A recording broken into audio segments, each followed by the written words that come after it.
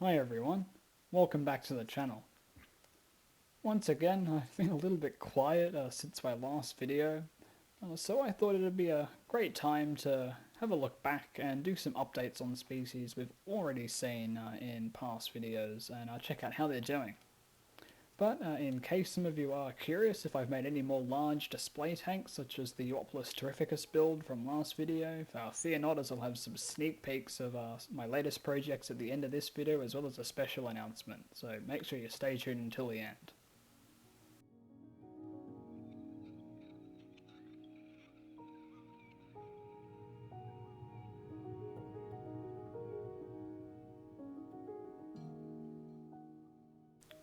Looking back to March last year, I introduced you all to two very small arboreal trapdoors by the name of Sasson Coleman.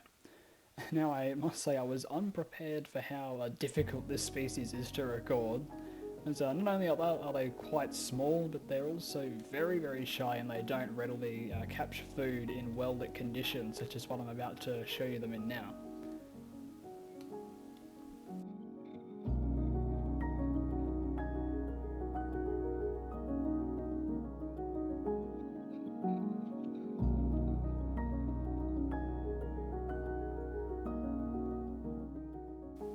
But as you can see, they are still doing very well in the little silk and sawdust cells that they live in. To make their little houses, they'll find either a hole or a depression or perhaps a little like a borer tunnel in a branch or a piece of bark, and they'll chew up tiny little pieces of sawdust on their own, and they'll build a roof using this and some silk with one or more lids. I did use a drill to grind up a bit of sawdust on this piece of wood before I put them in, so they settled in very fast. And I also recently acquired another group of these, so very soon we'll be seeing a lot more of them. Also in March last year, we looked at a curtain web called Cepheus species womba.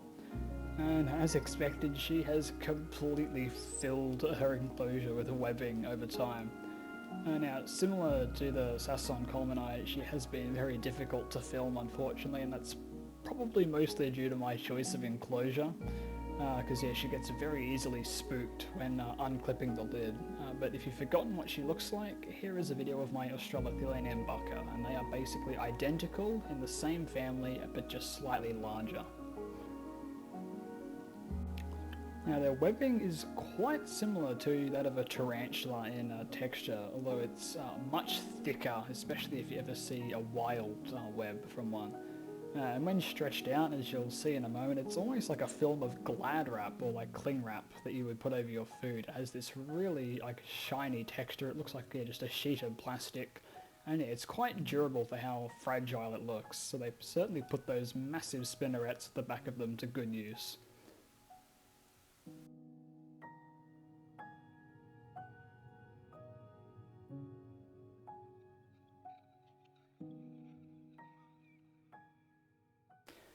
And now for a much requested update on some of the most unusual animals in my care, the velvet worms. Now, as you can definitely see, their setup has become completely overgrown with plants and moss, and they certainly love that because they're not a big fan of light, so they often shy away as soon as I shine a light on them, but you can often find them in the late hours of the evening crawling around between all the plants and the mosses.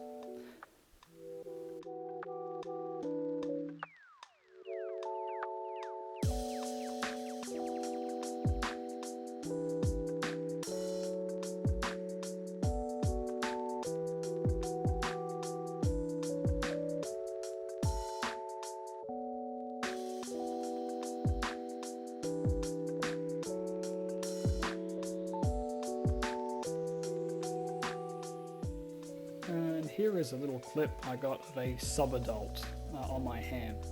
Now, it's very important to mention and remember that you should not handle these animals very regularly, if at all.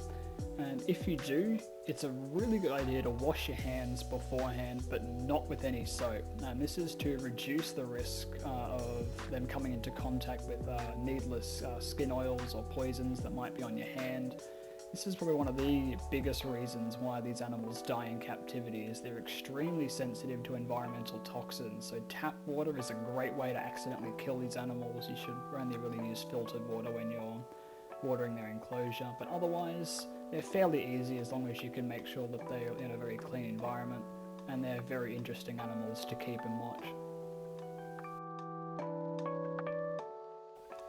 Now, this might not make sense at first, considering I've only done one or so update videos on them, but I've actually moved on a decent portion of this colony recently to another keeper.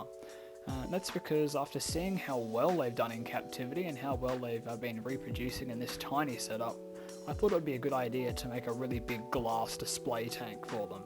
And so with that in mind, I have made such a tank, and I ordered another colony of the same species just to widen the gene pool a little bit inside the colony. However, I received way more than I expected. So because of that, I've only actually kept a couple of this original colony, and it's mostly now the new one. But I also figure, since I probably didn't do anywhere near enough update videos in these guys, it's almost like a fresh start where we can watch the growth of a brand new colony altogether with me uploading a bit more regularly.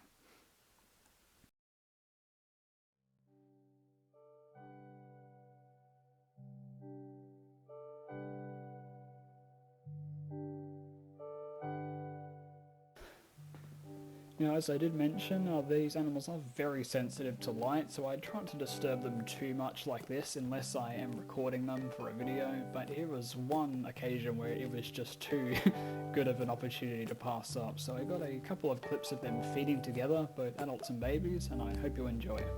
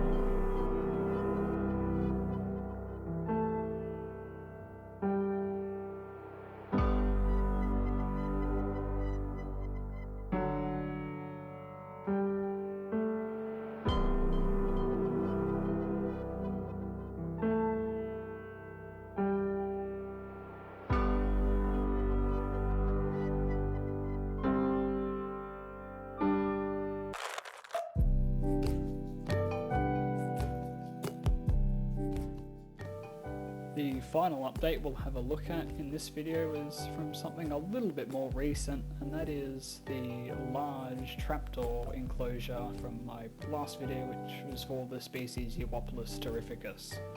Now, at the end of that video I said I wasn't going to add the female trapdoor to that enclosure for a little bit, and that was the case. I waited a couple of weeks for the plants to establish, but as you're about to see in a minute, we have indeed added her, and she is doing excellently. So what you're seeing right now is another specimen that will be going into that tank very soon, and we will have a look first at what the enclosure was at the end of last video, and then we'll compare it to now.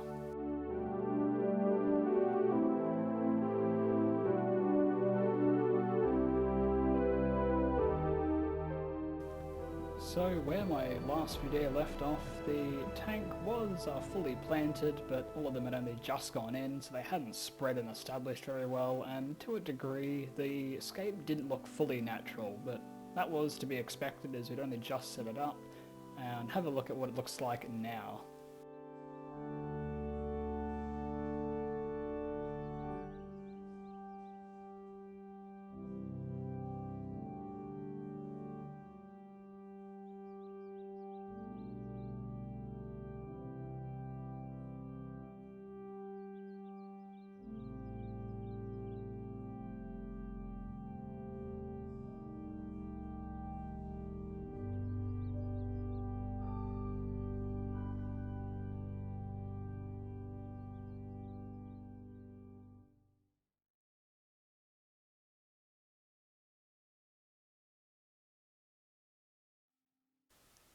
And here is the burrow location of the female trapdoor we put in, and it's exactly where I intended to put her in from the start. At first she actually didn't burrow here and she chose another location, but then ended up eventually returning to the starter burrow that I tried to put her in. As you're also about to see, it took me a few goes. She wasn't the most enthusiastic about leaving her little cup.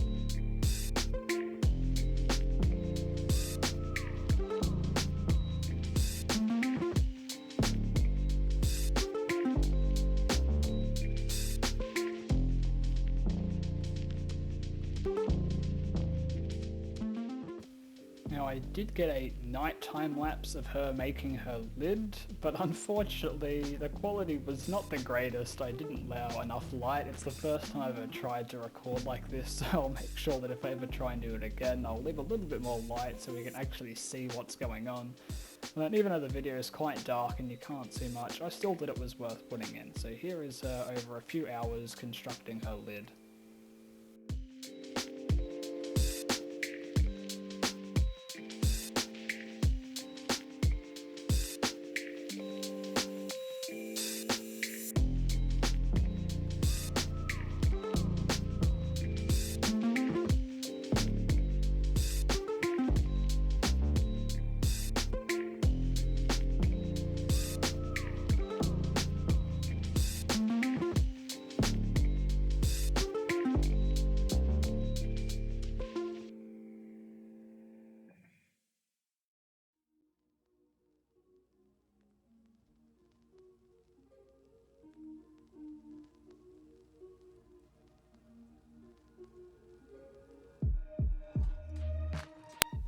And as promised, we'll have a quick look at just a couple of fairly large display tanks I have made and some sneak peeks, what you can expect to see in the coming weeks.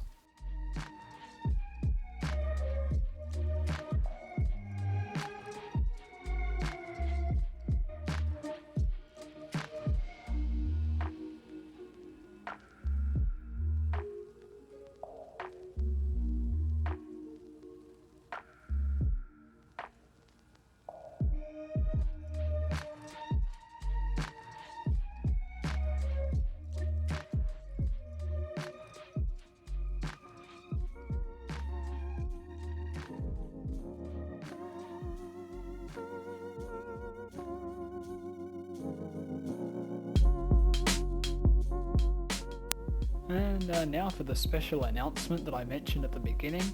I'll actually be participating as an exhibitor in a very soon upcoming entomological exhibition over the course of July 1st to 3rd. Now, as far as I'm aware, this is the first event of its type in Australia, and our visitors will get to see a stunning array of both static and pinned specimen collections combined with live invertebrate collections such as my own. So currently I'm one of the only exhibitors that will be there that will focus on arachnids. I think there's one other hobbyist who might be beside me who will be focusing on true spiders, but I think we're basically the only two so far. And yeah, the exhibition is being run by the Central Victorian Regional Insect Collection. So what can you expect to see at my tables? Well, the idea at the moment is to show a combination of naturalistic bioactive display tanks, such as the Woplis terrificus one, and smaller, probably more conventional and practical sized tanks. And this is to demonstrate the behavioural variety seen in Australian Megalomorphae. So there's obviously countless different burrow styles and behaviour types, and I'm hoping to display as many of them as I can possibly cram into 2 tables. And between these setups I'll have other specimens from a variety of megalomorph genre from nearly every family currently in Australia. And I'll also be making sure to swap out the species and enclosures on display each day so that every day feels a little bit different to the previous. So I think that just about covers everything I wanted to mention in this video. I hope you enjoyed all these little updates and the announcement, and we'll see you guys in the next one.